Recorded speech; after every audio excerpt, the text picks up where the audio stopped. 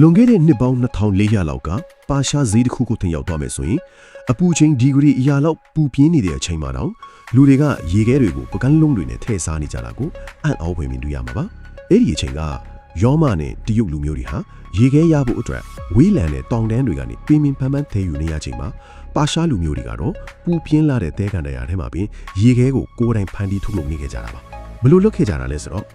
သူတို့ဟာစာရီအန်ဒက်စ်လို့ခေါ်တဲ့အမြင့်ပေ40ရှိတဲ့အေယာဝရနေရန်ကြီးတွေကိုတိစောက်ခဲ့ကြပါတယ်အရှိကနေအနောက်ကိုအတိအကျတန်းနေအောင်စောက်ထားတဲ့ဒီနေရန်ကြီးတွေဟာနေအောင်ကြီးကိုတစ်နေ့တာလုံးကာကွယ်ပေးတဲ့အေယာဝရတိုင်းကာကြီးတွေလိုဖြစ်နေပြီးအဲ့ဒီနေရာကိုအမြဲတမ်းအရေးကြနေပါတယ်ပြီးတော့အဲ့ဒီနေရန်ကြီးတွေရဲ့ဘေးမှာမင်းရေတိမ်နဲ့ကြောက်ကန်ကျဲကြီးတွေကိုတိစောက်ကြပြန်ပါတယ်ဒီကန်တွေကိုရေအလွှာပါပါလေးပဲထည့်ထားလိုက်တဲ့အခါရေကအရန်ပါလွှားတဲ့အတွက်ညတွင်းချင်းပဲရေခဲသွားပါတော့တယ်ဒီလုပ်ငန်းစဉ်ကိုညတိုင်းအထက်ထပ်လုပ်လိုက်တဲ့အခါရေခဲတွေလုံလောက်အောင်ထူသေးလာပါတယ်အဲ့ဒီတော့မှရေခဲတွေကိုအတုံးလိုက်ဖြတ်ထုတ်ပြီးနွေရာသီတစ်လျှောက်လုံးအကြီးမပြောတော့အောင်မီးအောက်ခန်းတွေထဲမှာတူလောင်တင်းစီးခဲ့ကြတာပဲဖြစ်ပါတယ်